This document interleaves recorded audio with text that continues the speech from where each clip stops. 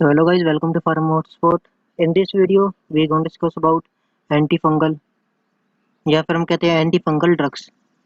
सो इसमें हम क्या क्या पढ़ेंगे आज. पहले हम कुछ फंगस के बारे में थोड़ा बहुत जानेंगे, होता क्या है ये. उसके बाद difference between bacteria and fungi. उसके बाद हम पढ़ेंगे कुछ क्लासिफिकेशन एंटी फंगाई की, जिसमें हम मेनली डिस्कस करेंगे एंटीबायोटिक, एजोल्स, उसके बाद एलाइलमाइन एंड एक हम पढ़ेंगे लास्ट में टोल्फोनेट के बारे में.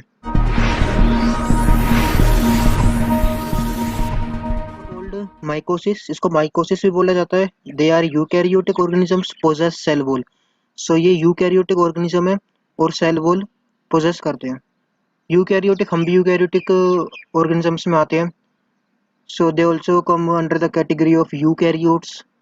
एंड थर्ड पॉइंट क्या कहता है कि fungal cell wall is made up of chitin, जिसको हम NAG भी बोलते हैं. सो ये काइटिन से बना है. The cell membrane is made up of ergosterol. जो सेल मेम्ब्रेन है वो बनी है अर्गोस्टिरोल से. In 1950, the incidence of fungal infection were predominant. 1950 में एक इंसिडेंस हुआ था फंगल इन्फेक्शन का. Fungal infections are drug induced. So ये आर ड्रग इंड्यूस्ड इन्फेक्शंस होते हैं.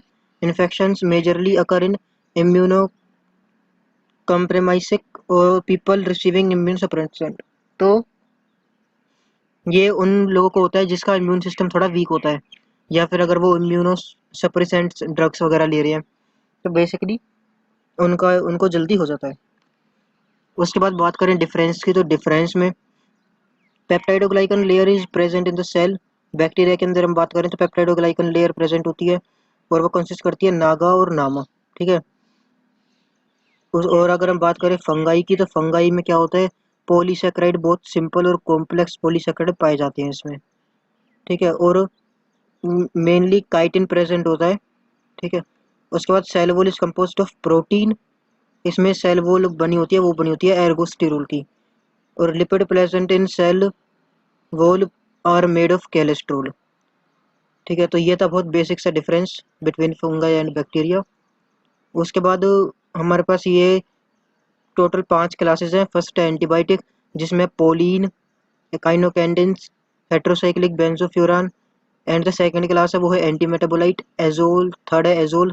फोर्थ है एलाइलमाइन. एंड द लास्ट वो है अदर टॉपिकल एजेंट, जिसको हम मिसलेनियस ड्रग भी बोलते हैं. अब हम बात करते हैं एंटीबायोटिक की, जिसमें आता है एम्फोटेरिसिन बी.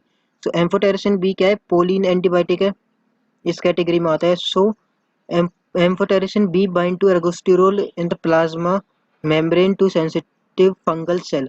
सो एम्फोटेरिसिन बी क्या करता है, बाइंड करता है एर्गोस्टिरोल से, जो कि प्लाज्मा मेम्ब्रेन प्रेजेंट है. हमने पहले पढ़ चुका है कि एर्गोस्टिरोल प्रेजेंट होता है प्लाज्मा मेम्ब्रेन में ऑफ सेंसिटिव फंगाई सेल. तो बेसिकली सिंपल सा क्या है कि एर्गोस्टिरोल से बाइंड कर जाएगा. ठीक है. अब उसके बाद क्या होगा, दे फॉर्म पोर्स.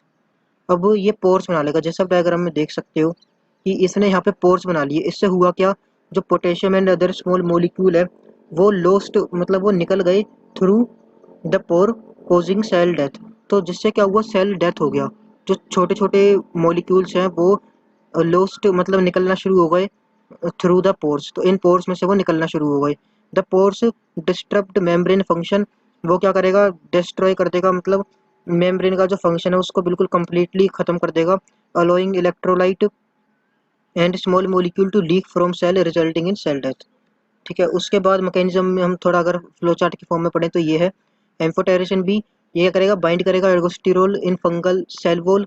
उसके बाद क्या करेगा, फॉर्म पोर्स इन सेल वॉल.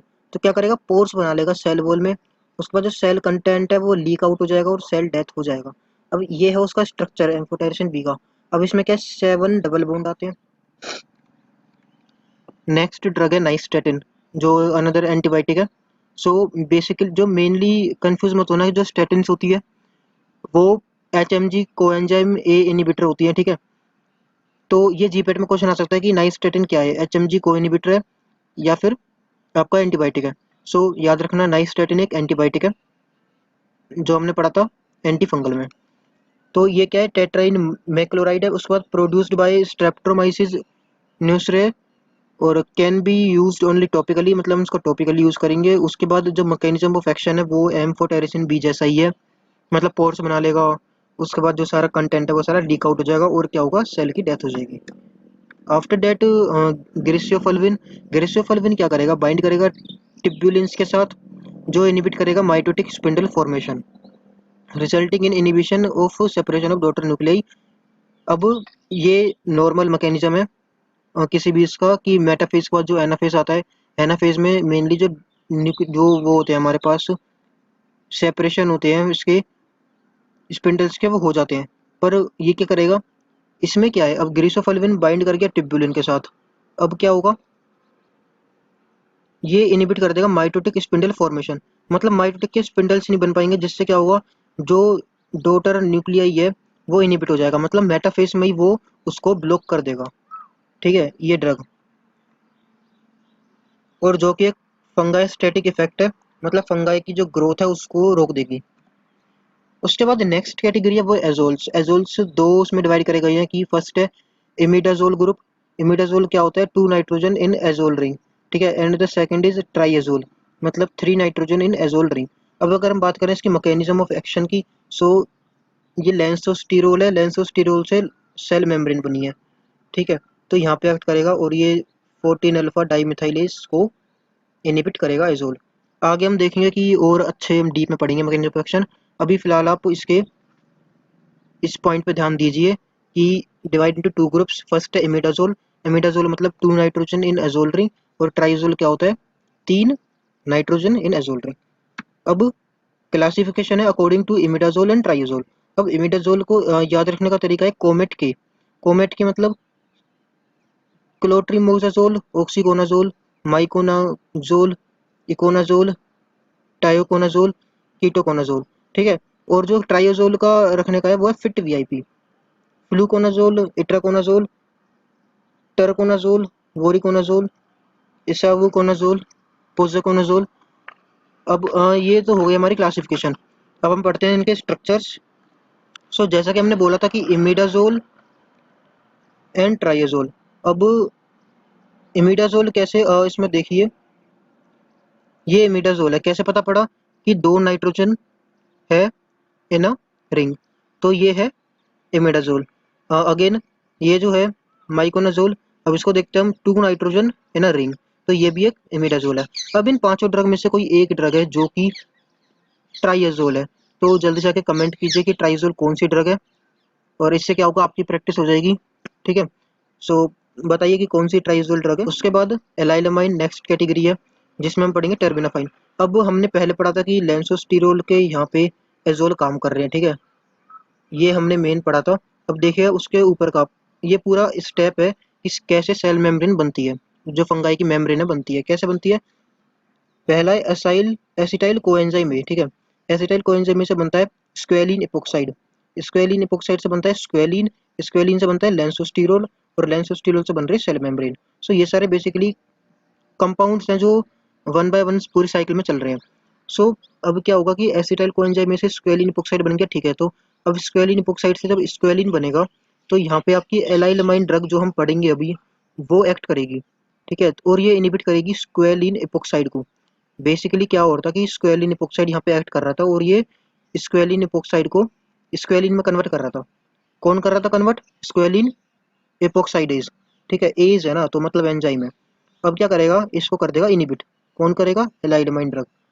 अब इसको इनिबिट करके, अब यहाँ पे तो ये रुक जाएगी, तो ये तो काम है एलाइलामाइन का। पर अगर हम सोचो हम एलाइलामाइन नहीं दे रहे, हम दे रहे हैं एजोल, तो एजोल कहाँ पे काम करेगा, ये स्क्वेलिन में भी कन्वर्ट हो जाएगा, स्क्वेलिन से लेंसोस्टिरोल भी कन्वर्ट हो जाएगा।